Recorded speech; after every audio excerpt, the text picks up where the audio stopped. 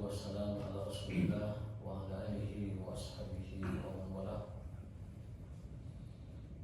Amma ba'du, Allahumma subhanaka la ilma lana illa ma 'allamtana wa 'allimna ma yanfa'una wa zidna ilman. Rabbana atina fid dunya hasanah wa fil akhirati hasanah wa qina adzabannar.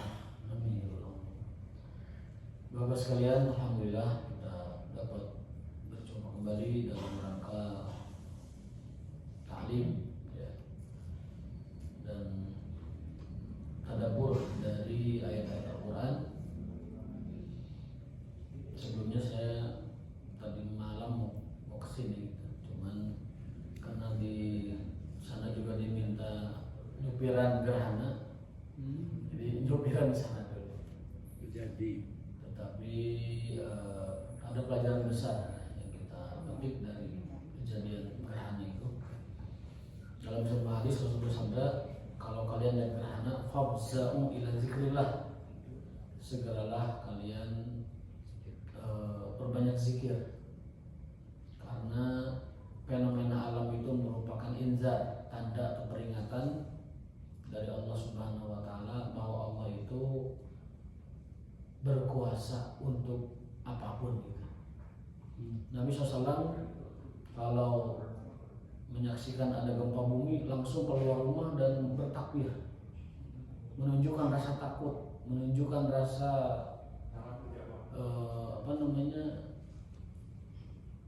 menunjukkan rasa rendah diri, menunjukkan rasa takut. Kemudian juga Rasulullah SAW ketika melihat gerhana juga sama, beliau tunjukkan rasa takut, rasa tawadu kepada Allah, rasa yang merendahkan diri kepada Allah, karena fenomena alam itu merupakan inzar, peringatan dari Allah, tadzkir, pengingat dari Allah Ta'ala bahwa Allah kapan saja bisa menghancurkan kita semua, kapan saja Allah bisa menurunkan musibah dan bencananya. Maka kata beliau, idza ra'aitum, apabila kalian melihat gerhana, fafza'u ila zikrillah, segeralah. Fafza'u itu kagetlah, segeralah, gentarlah, takutlah, dengan cara memperbanyak zikrullah. Kita memperbanyak takbir, terutama dikala ada gerhana dan juga gempa bumi. Kemudian yang kedua adalah tunaikan sholat khusuf, gerhana bulan ya. Kalau matahari itu pakai kaf, khusuf. Sunnatul khusuf pakai kaf itu matahari. Kalau pakai kha itu bulan, sunnatul khusuf. Hukumnya adalah sunnah muakkadah, mendekati wajib, dan merupakan syiar yang sangat besar bagi kaum muslimin. Dan kita pernah membahas dalam sebuah hadis riwayat Imam Baihaqi dalam kitab Syu'abul Iman, ada sebuah hadis juga Imam Tirmidzi meriwayatkan dengan riwayat yang hasan gharib. Rasulullah SAW bersabda, man ahya sunnati faqad ahabbani wa man ahabbani kana ma'iya fil jannah. Barang siapa yang menghidupkan sunnahku, maka dia akan bersamaku. Barang siapa yang menghidupkan sunnahku, maka dia telah mentaatiku. Dan barang siapa yang mentaatiku, kelak dia akan bersamaku di surga. Dalam riwayat lain ada sebuah hadis, meskipun ini hadis lemah, tetapi dikuatkan oleh banyak hadis lain yang lain. Jadi derajatnya naik kepada hadis yang kuat. Dan hadis ini cukup menjadi motivasi untuk kita semua. Rasulullah SAW bersabda, man tamassaka bi sunnati inda fasadinas falahu ajru mi'ati syahid. Barang siapa yang tamassuk, istiqomah, on the track, mengamalkan sunnah Rasulullah SAW, ketika orang melupakannya, ketika orang mengabaikannya, maka dia mendapatkan pahala 100 mati syahid. Di beberapa tempat, beberapa wilayah ketika dikenalkan bahwa ada sunnah gerhana, jawaban tokohnya, di dia matara biasa. Padahal itu sunnah yang besar, sunnah yang tidak pernah Rasulullah SAW melewatkan, dan termasuk muakkadah yang mendekati wajib. Jadi kemarin saya pikir-pikir kalau ke Bandung datangnya terlalu malam, dan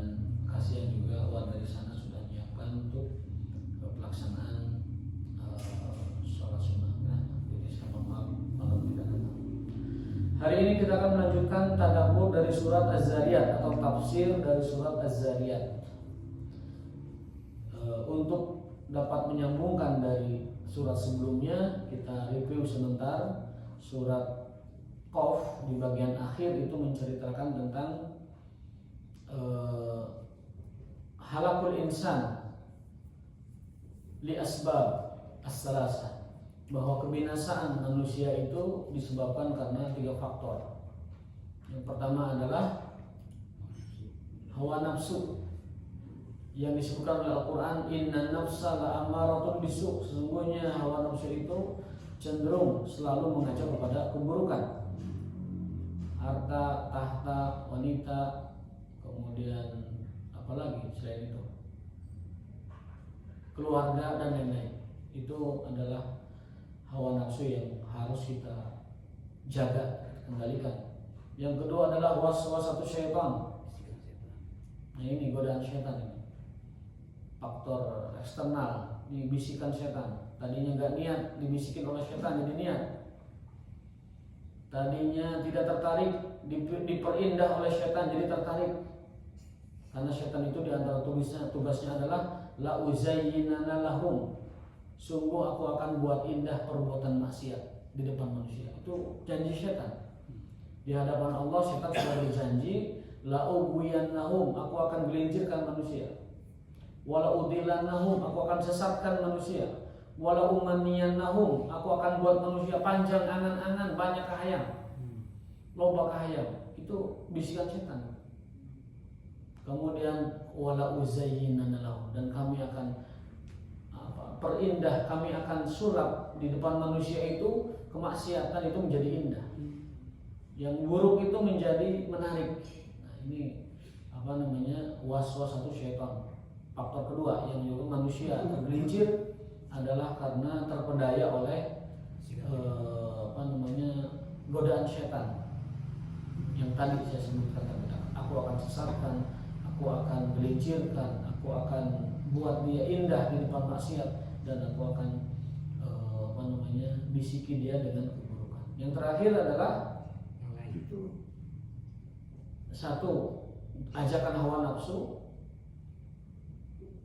termasuk juga hawa nafsu itu yang ada pada diri kita, sifat malas contohnya, atau juga sifat yang buruk yang lain lah, ya, ketakaburan, kemudian merasa takjub, merasa tazkiyah pada diri sendiri. Itu bagian dari ajakan-ajakan nafsu untuk kita tergelincir. Itu bisa ditanggulangi dengan surat Anas. Bisa ditanggulangi, satu berlindung kepada Allah, yang kedua adalah menambah keyakinan dengan mempertebal keimanan, yang ketiga menjaga amal saleh. Satu berlindung pada Allah, qul a'udzu birabbin nas, dan yang kedua adalah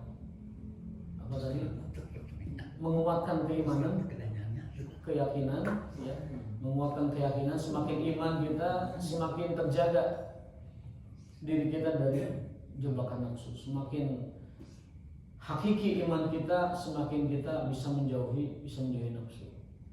Kalau kita dapat mencapai ibadah kepada inti dan hakikat dari ibadah itu, maka kita akan punya daya daya tahan dari godaan-godaan nafsu. Al-yakin, keyakinanlah yang menghilangkan syubhat dan syahwat dalam diri kita. Ilmu dan yakin itu dua hal yang dapat mengikis dan menghilangkan, mencegah syubhat dan syahwat pada diri kita. Pupuk terus keyakinan, pupuk terus keimanan kita kepada Allah, pupuk terus keyakinan dan tawakal kita kepada Allah, sabar kita kepada Allah. Nanti ini yang syubhat dan syahwat akan terkikis dengan sendirinya. Tapi kalau imannya jarang dipupuk, imannya jarang disirami, imannya jarang dipertajam, imannya jarang diperkuat, baik dengan ibadah, baik dengan zikir atau sholat dan sebagainya, maka itu kita sendiri akan kalah. Jadi godaan nafsu dari diri sendiri itu lebih berat daripada godaan syaitan. Contoh nafsu tidur, ada sebuah hadis. Ini hadisnya baru saya dapat. Ketika nanti manusia itu di alam kubur disiksa oleh malaikat penjaga kubur, bagi yang dapat siksa kubur, itu diantara pertanyaannya adalah apa yang membuatmu malas dari Tuhanmu? Jawabannya sangat menggelitik dan membuat kita berpikir. Wisada, bantal. Apa yang membuatmu malas dari ibadah kepada Tuhanmu? Jawabannya itu bantal empuk. Jadi bantal empuk membuat kita malas ibadah kepada Allah. Maka kata para ulama, hindari bantal empuk. Itu membuat orang malas ibadah kepada Allah. Dan ketika sahibul qabr dikepret ke malaikat, kenapa kamu lupa dari Tuhanmu? Jawabannya, aku terlalu nyenyak di bantal empukku. Kan ini hadis menggelitik, cukup aneh, tapi itu hadis sahih, dalam Bukhari ada itu. Sebuah kias, sebuah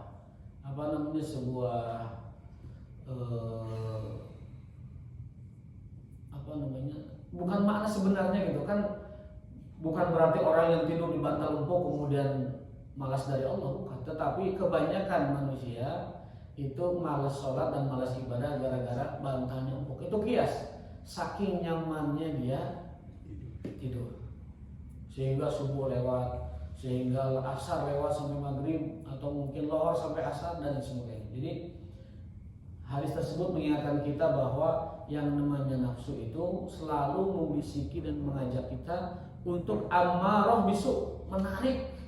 Ammarah itu menarik, menyuruh, menekan, mempresur supaya kita itu selalu melanggar Allah gitu. Dan nyaman.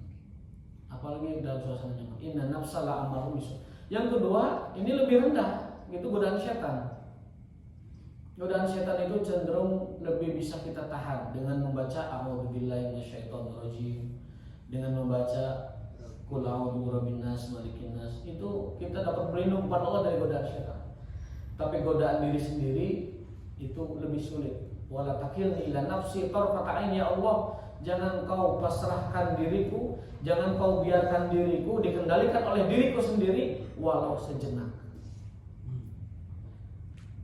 La takilni ila nafsi tarfata ain, janganlah engkau biarkan diriku dikuasai oleh diriku sendiri nurutan kahayang sorangan tarfata ain, walau sejenak.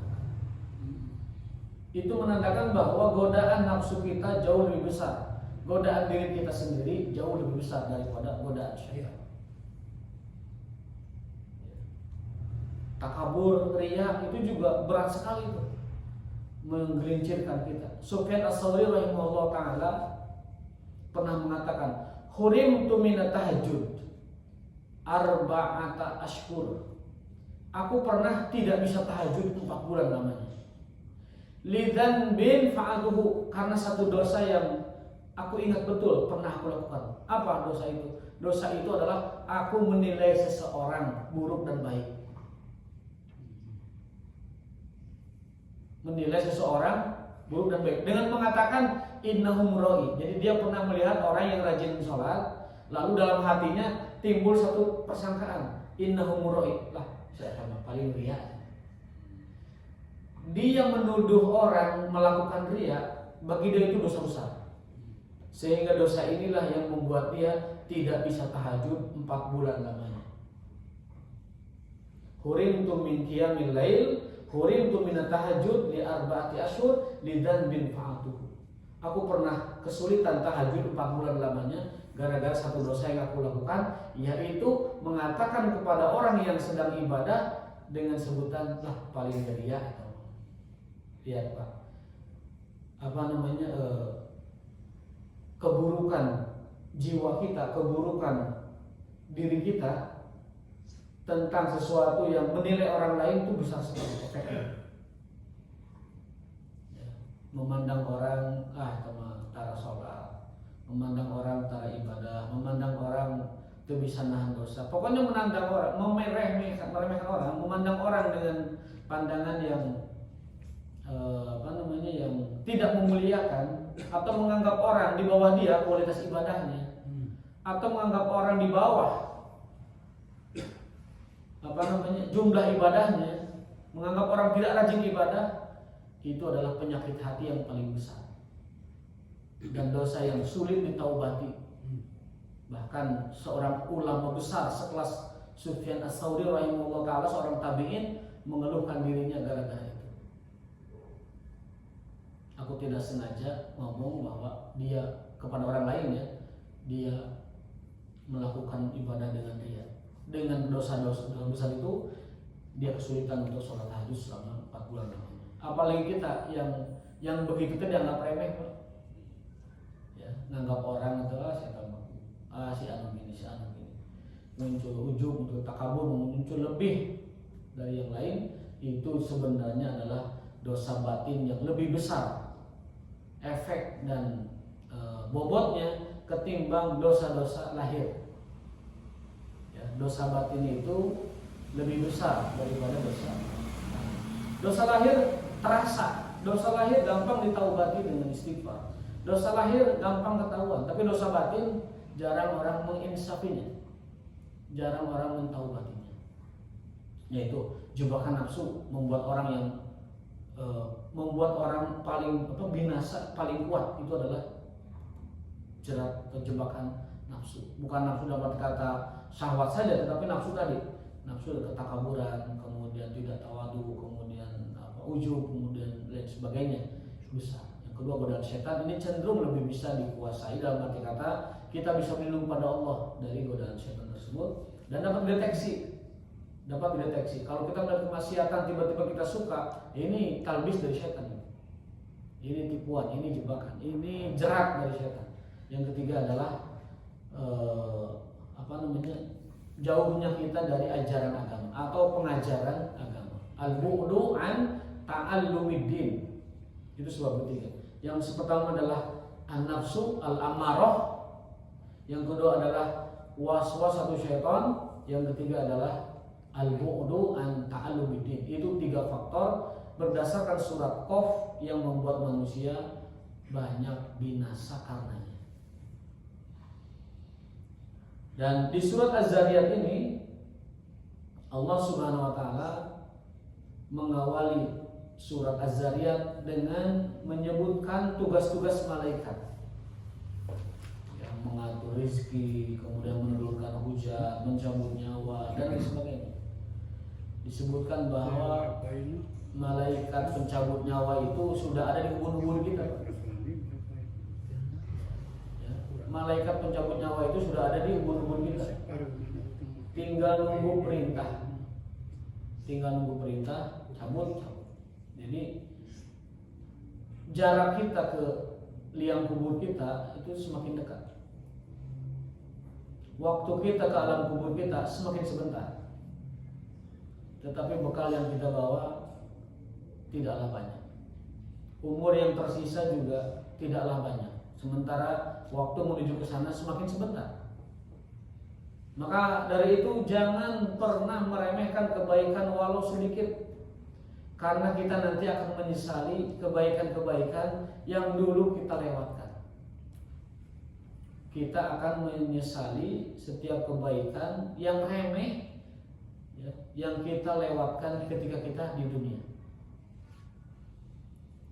Dalam surat Al-Munafiqun Allah SWT berfirman, wa anfiqu mimma razaqnakum min qabli ayati ahadun fa yaqul rabbi laula akhartani ila ajalin qarib. Ya Allah, andaikan engkau menangguhkan sebentar saja dari ajalku, aku ingin balik ke dunia, la asaddaqan wa aku minas sholihin, untuk mengamalkan satu amalan yang ringan, yang remeh-temeh, yang sederhana, yaitu bersedekah diantaranya, ataupun berzikir, subhanallah, walhamdulillah, wala ilaha illallah akbar. Amalannya sangat sepele sekali, tapi nanti kita akan menyesali di akhirat bahwa kita tidak banyak membacanya. Jadi waktu kita kesana semakin dekat, usia yang kita miliki semakin sebentar, semakin sedikit, maka jangan remehkan kebaikan meskipun kecil. La tahqiranna minal ma'rufi syai'an, kata Rasulullah. Janganlah kalian menyepelekan kebaikan meskipun sedikit. Meski hanya dengan menyebut subhanallah wa bihamdi, subhanallah walhamdulillah, pahalanya sebesar langit dan bumi. Subhanallah, walhamdulillah, ringan di lisan, berat di timbangan. Subhanallah wa bihamdi subhanallahil azim, ringan di lisan, sebentar mengucapkannya, membuat Ar-Rahman ridho kepada kita, dan itu adalah pemberat timbangan kita yang paling kita andalkan nanti di akhirat. Jadi itu Allah SWT dalam surat Az-Zariyat menyebutkan tugas-tugas malaikat terlebih dahulu. Kemudian surat Az-Zariyat berbicara juga tentang hakikat rizki. Hakikat rizki. Lalu bagian ketiga surat Az-Zariyat berbicara tentang tujuan kita diciptakan ke dunia. Jadi Az-Zariyat ini ada 3 bab pembahasan, yang mana pembahasan pertama itu tentang iman kita kepada malaikat, bahwa Allah memiliki malaikat-malaikat yang ditugaskan untuk tugas-tugas spesifik. Bahkan ada malaikat yang tugasnya itu cuman kukurilingan di alam dunia, lalu masuk ke Baitul Izzah, tidak pernah kembali. Dalam sebuah hadis, setiap hari ada 70.000 malaikat yang berkeliling di alam semesta ini, kemudian masuk ke Baitul Izzah dan tidak pernah kembali lagi sejak Allah menciptakan makhluknya. Berarti di Baitul Izzah sana, di langit dunia, langit pertama, itu entah berapa miliar malaikat. Setiap hari 70.000 malaikat masuk ke sana tanpa kembali lagi. Kemudian ada malaikat yang ditugaskan spesifik, 10 malaikat yang kita imani. Malaikat Jibril tugasnya menyampaikan wahyu, malaikat Mikail tugasnya mengatur hujan, malaikat Israfil meniupkan sangkakala yang sudah ada di mulutnya, tinggal tunggu perintah, tiup, dar langsung. Malaikat Al-Maut, Malakul Maut, itu nama yang resmi. Israel bukan nama resmi. Bahkan tidak ada dalam Quran, dalam hadisnya penamaan Israel. Yang ada kul malakul mautil ladzi wukila, malaikat maut. Dan malaikat-malaikat lain wajib kita imani itu dengan tugas-tugasnya. Ada juga malaikat pemangku arasy, jumlahnya 8. Jadi arasy Allah itu dipikul oleh 8 malaikat besar. Dalam ayat Allah berfirman, wa yahmilu arsy rabbika fawqahum yawma idzin samaniyah. Arsy Allah itu dipikul oleh 8 malaikat yang sangat besar. Bahkan satu malaikatnya itu besarnya dari ujung telinga ke pundaknya sejauh 700 tahun perjalanan. Dari ujung telinga, apa besarnya itu? Saya lupa istilah hadis itu ada. Ma baina mankibaihi wa syaqqa udunaihi, dari ujung telinga sampai pundaknya itu jaraknya 700 tahun perjalanan. Malaikat tuh besarnya, saking besarnya, dicepil ujungnya aja katak-kataknya 700 tahun perjalanan.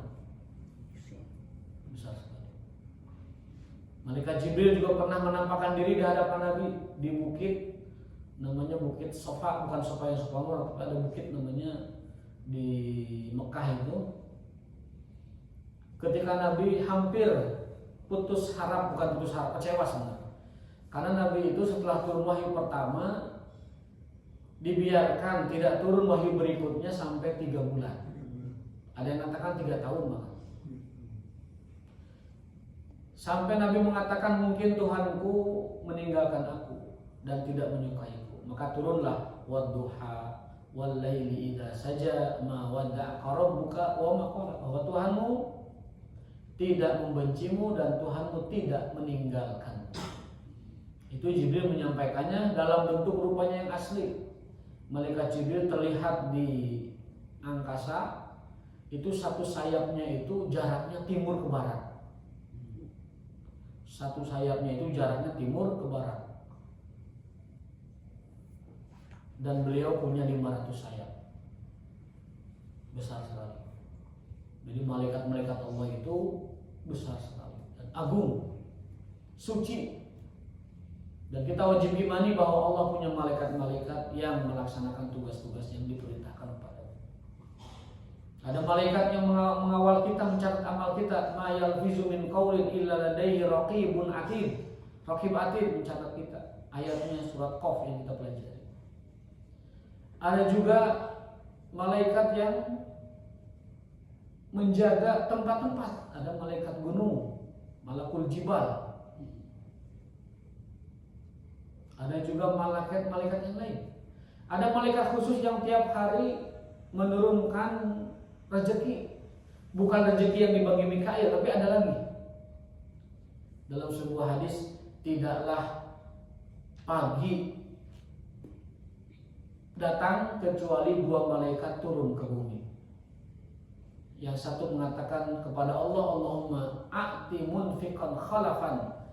Ya Allah, berilah orang yang bersedekah gantinya. Dan yang satu malaikat berdoa, Allahumma a'ti mumsikan talafan. Ya Allah, bagi orang yang bakhil, tahan rezekinya atau hancurkan kepemilikannya. Talafan, talaf itu rusak, talaf, fasad ya. Jadi tiap hari ada 2 malaikat yang turun ke bumi, spesial, khusus. Satu mendoakan yang bersedekah untuk diganti, yang satu mendoakan yang menahan sedekah untuk dihancurkan hartanya.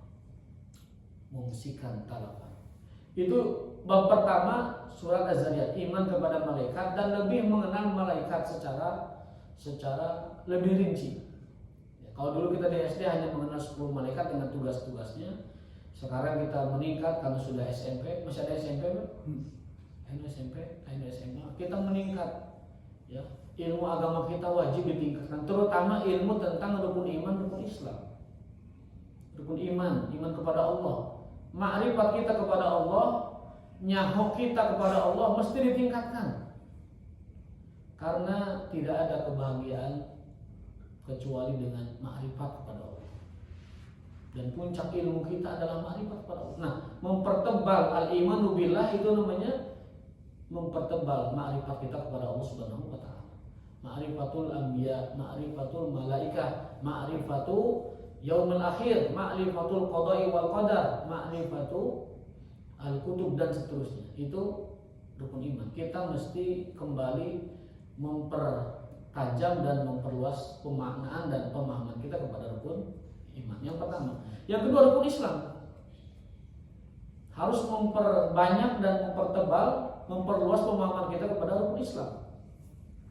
Ilmu kita tentang syahadatain, tentang sholat, zakat, puasa, kemudian haji harus diperdalam. Dan alhamdulillah di Al-Kautsar difasilitasi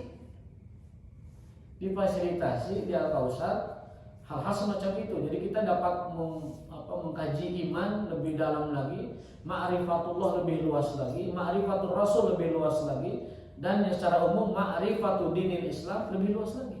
Di sini difasilitasi. Tinggal satu saja, yaitu azam dan irodah. Irodah kita harus kuat. Kalau irodah kuat, maka yang lain-lain itu ngikut. Ida qawiyat, ida saduqatun. Irodah, kalau irodah kita kuat, maka mencapai kesananya itu semakin mudah dan ringan. Baik, bagian kedua itu tentang rezeki. Ada sebuah ayat dalam surat Az-Zariyat, letaknya itu di bagian akhir. Itu ayat sering dibaca oleh orang-orang supaya mendapatkan rezeki yang nomplok dan banyak. Ayatnya adalah Innallaha huwar razzaq dzul quwwatil matin. Dikisahkan ada seorang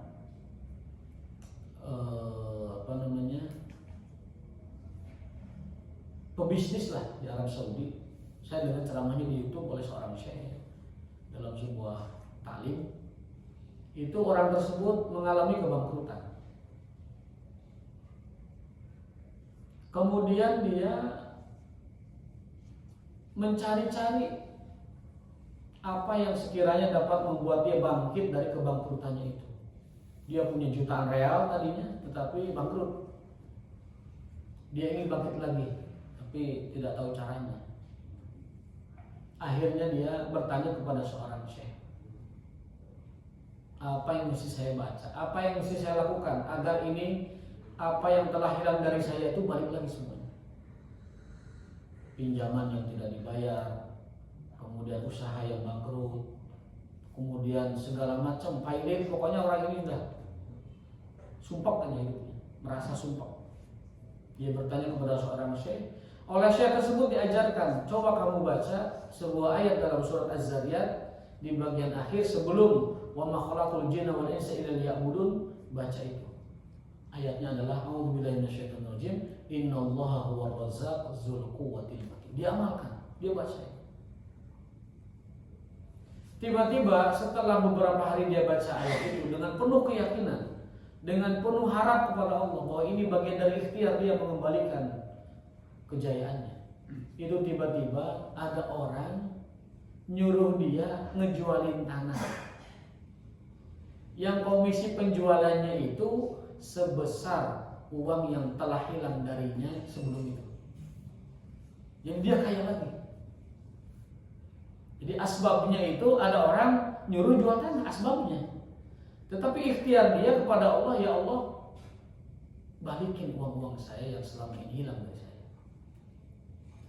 Wasilah syekh tersebut memberi ilmu kepada dia, amalkan ayat ini. Innallaha huwar razzaq dzul quwwatil matin. Ayat berapa itu? Coba cari mushaf itu. Innallaha huwar razzaq, dialah sesungguhnya dialah Allah ar-razzaq. Ar-razzaq itu beda dengan ar-razik. Kalau ar-razik itu yang memberi rizki. Tapi kalau ar-razzaq dalam bahasa Arab itu sighah mubalaghah, artinya yang terus-menerus. Artinya Allah ar-razzaq, innallaha huwar razzaq, Allah yang terus-terusan ngasih rezeki, menjaga rezeki itu, terus-terusan memberi tanpa henti dan memberi manfaat atau faedah dari rezeki itu untuk orang yang diberinya. Itu arti razzaq.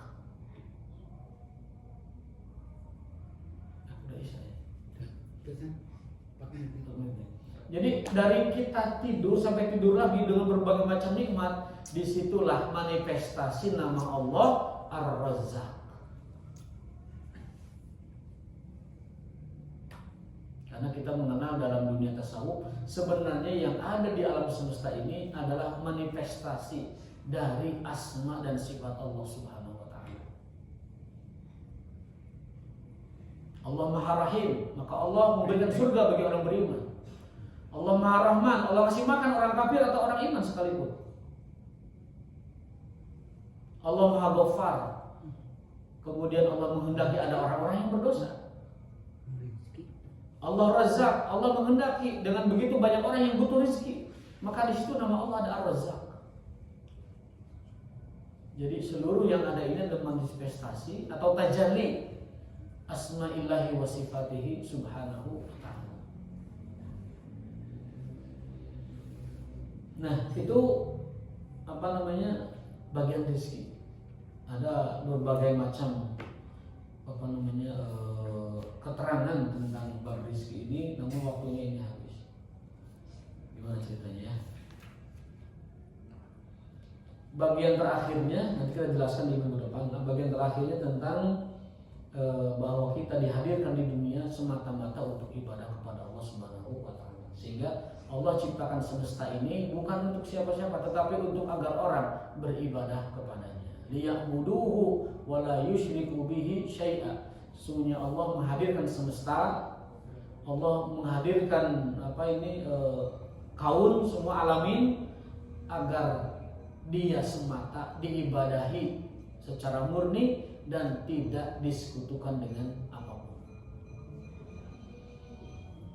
Itu bagian akhir dari surat Az-Zariyat tentang ibadah.